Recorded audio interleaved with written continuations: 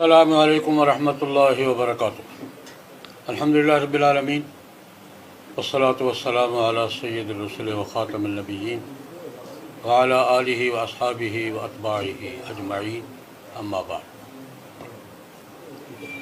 Transgender person کے حوالے سے ایک قانون پر کچھ دنوں سے دینی حلقوں میں بات چل رہی ہے۔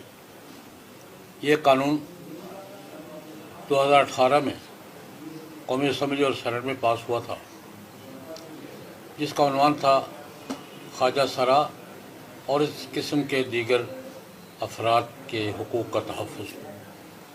خواجہ سرا ملک میں موجود ہیں، بہت تھوڑی تعداد میں لیکن ہیں، کچھ اوریجنل ہیں، کچھ تکلف کے ساتھ ہیں، اور کچھ کو تکلف کے ساتھ اب بنانے کی کوشش کی جا رہی ہے۔ اللہ رب العزت نے مرد اور عورت دو جنسیں بنائی ہیں، تیسری جنس اللہ نے تو کوئی بنائی نہیں ہے۔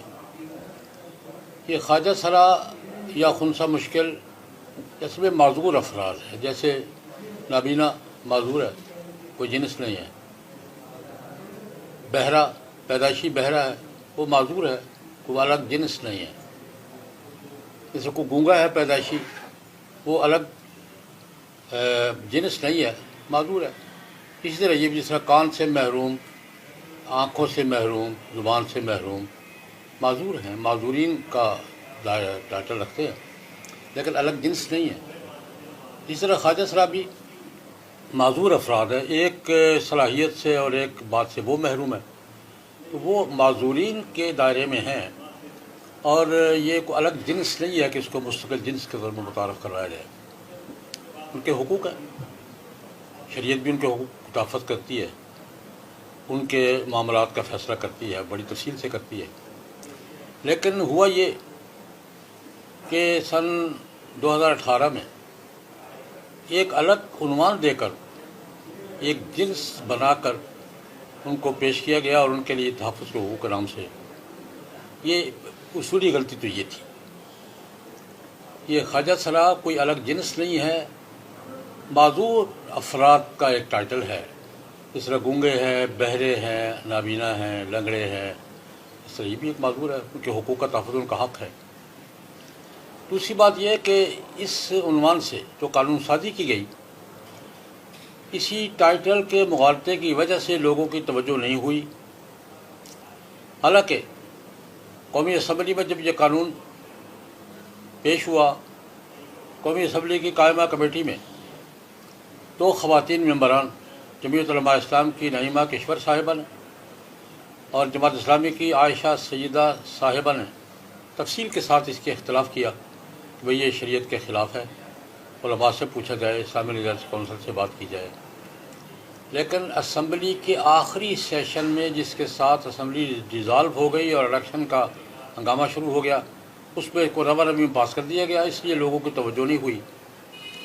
جو توجہ ہوئی، لوگوں نے پڑھا، انہوں نے اس پہ بات کی، یار یہ تو شریعت کے خلاف ہے، اور شریعت کے خلاف ہے تو ملک کے دستور کے خلاف ہے۔ اس پر کچھ دنوں سے بات چل رہی ہے، پہلے بھی حضرات نے لکھا ہے، علماء نے، لیکن توجہ اس وجہ سے نہیں ہوئی کہ ایک تو اسمبلی میں، چونکہ اسمبلی ڈیزالو ہو گئی تھی، اسمبلی میں بحث نہیں ہوئی اس پر تفصیل سے، اور دوسری بات یہ ہے کہ ٹائٹل اس کا کچھ معذوروں کے حقوق کے تحفظ کا تھا۔ اس ٹائٹل کی ہمدردی کے نیچے سارا کچھ چھپ گیا۔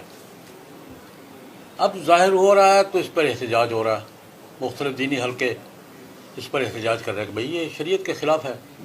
اگر شریعت کے خلاف ہے، مثلا اس میں یہ کہ ہر شخص کو یہ حق دیا گیا ہے کہ وہ جو بھی شخص بالغ ہو، وہ نادرہ میں درخواست دے، اپنی جنس خود طے کرے گا کہ میں مرد ہوں یا عورت، اور جو وہ طے کر دے گا، نادرہ پابند ہے کہ اس کے مطابق اس کو شناختی کارڈ جاری کرے۔ ایک شخص حلفیہ بیان دیتا ہے نادرہ میں کہ میں عورت ہوں، نادرہ تحقیق نہیں کرے گی، اس کے حلفیہ بیان پر اس کو عورت کا شناختی کارڈ جاری کرے گی۔ کوئی اپنا حلف نامہ داخل کرتا ہے کہ میں مرد ہوں، نادرہ کے ذمہ تحقیق نہیں ہے۔ بہت سے ملکوں میں یہ قانون ہے، اور ملکوں میں بھی، لیکن وہاں میڈیکل چیک اپ شرط ہے کہ اگر کوئی دعویٰ کرتا ہے کہ میں عورت ہوں، میڈیکل چیک اپ ہوگا، بات سمجھ میں آتی ہے۔ پھر خالی دعوے پر، حلفیہ بیان پر کہ میں عورت ہوں، ناظرہ پابند ہے کہ وہ اس کو عورت کا شناختی کارڈ جاری کرے، اور پھر تمام قوانین اس پر اس شناختی کارڈ کے مطابق لگیں گے۔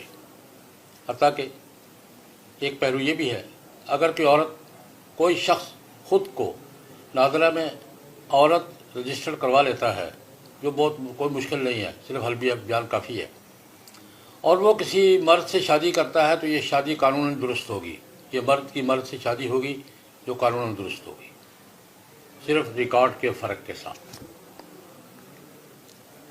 کوئی عورت خود کو مرد لکھوا لیتی ہے تو وہ مرد کی طرح برابر کی وراثت کا حقدار قانوناً ہوگی، شرعاً ہے یا نہیں ہے، قانوناً ہوگی۔ یہ بہت سے مفاسد ہیں اس کے سامنے آ رہے ہیں، جو یہ ایک ایک پرت اس کا کھل رہا ہے، اس کی خرابیاں واضح ہو رہی ہیں۔ اس پر کل گزشتہ روز لاہور میں تمام مذہبی مکاتب فکر کا ایک مشترکہ فورم ہے، ملی مجلس شرعی پاکستان۔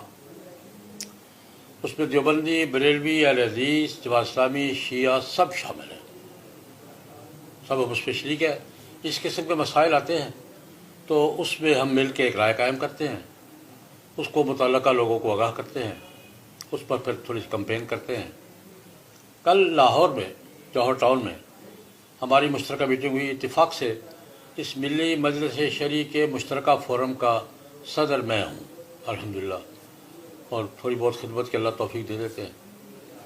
ہم نے کل لاہور میں متفقہ طور پر اس قانون کو مسترد کیا ہے، شریعت کے خلاف قرار دیا ہے، دستور کے خلاف قرار دیا ہے، اور مطالبہ کیا ہے۔ اس سلسلے میں 2 مطالبے چل رہے ہیں۔ اس وقت سینٹ میں جماعت اسلامی کے سینیٹر مشتاق احمد صاحب نے ترمیمی بل پیش کر رکھا ہے کہ اس میں یہ ترامیم کر دی جائے تو کسی درجے میں قابل قبول ہو سکتا ہے۔ مثال کے طور پر ایک آدمی دعویٰ کرتا ہے کہ میں عورت ہوں، تو اس کے دعوے پر اس کو شناختی کارڈ جاری نہیں کیا جائے گا، میڈیکل چیک اپ کروایا جائے۔ یہ ایک مثال ہے۔ تو سینیٹر مشتاق احمد صاحب نے کچھ ترامیم پیش کر رکھی ہیں، اور جب ہمارے ایک اور سینیٹر مولانا طاہر الرحمان صاحب جمعیت علماء اسلام کے ہیں، مولانا فضل الرحمان کے بھائی ہیں، انہوں نے تو قرارداد پیش کی اس کو منسوخ کیا جائے اور اس کی جگہ متبادل قانون لایا جائے۔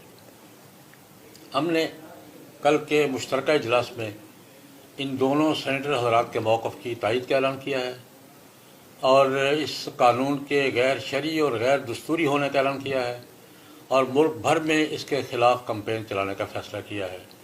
ہماری تمام مکاتب فکر کے علماء سے، صرف علماء سے نہیں، وکلاء سے بھی، ڈاکٹر صاحبان سے، آج میں نے ڈاکٹر صاحبان سے رابطہ کیا کہ میڈیکل فورم سے بھی یہ بات آنی چاہیے، وہ کیا کہتے ہیں اس کے بارے میں۔ جو اپنے آپ کو عورت کہتے وہ عورت ہے، اور جو مرد کہتے وہ مرد ہے۔ تو بہرحال یہ کل ہم نے اجتماعی فیصلہ کیا ہے، اس کے مطابق ہم ملک میں ایک کمپین کا آغاز کر رہے ہیں۔ تو میں سب حضرات سے، علماء، وکلاء، تجار، جو بھی قوم سے، ملت سے تعلق رکھتا ہے، اس کا بھی قرآن و سنت پر، شریعت کے احکام پر یقین ہے، ان سے درخواست ہے اس میں شریک ہوں، تعاون کریں۔ اللہ پاک ہم سب کو مل جل کر اپنے ملک کے قوانین کو مغرب کی تہذیب کے منحوس اثرات سے بچا لینے کی توفیق عطا فرمائے۔ اللہم صلی علی سیدنا محمد النبی الامی وآلہ وصحبہ وبارک وسلم۔